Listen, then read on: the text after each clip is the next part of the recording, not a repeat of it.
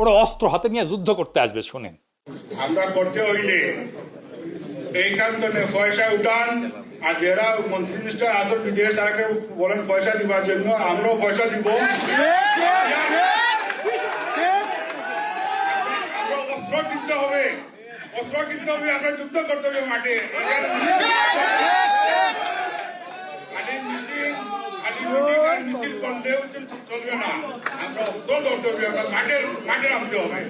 এরা ইউরোপের মাটিতে বসে অস্ত্র হাতে যুদ্ধ করার কথা বলতেছে, আর প্রফেসর ইউনূসের সরকার ঘুমায়। এই সব কয়টারে আন্তর্জাতিক সন্ত্রাসবাদের অভিযোগে আটক কইরা বাংলাদেশে ডিপোর্ট করার কাজ করতে হবে। এটা পররাষ্ট্র মন্ত্রণালয়ের কাজ। প্রফেসর ইউনূসের সরকারকে বলতে হবে কিসের প্রেম এদের সাথে, এই টেরোরিস্টদের সাথে। আপনাদেরই তো লন্ডনে এরা অপমান করতে আসে, কারণ মনে করে আপনারা দুর্বল। একজন ভালসুন পররাষ্ট্র উপদেষ্টা রাখিছেন, মাইয়ার বাচ্চা সামলাইতে ওনারা আমেরিকা যায় বসে থাকে।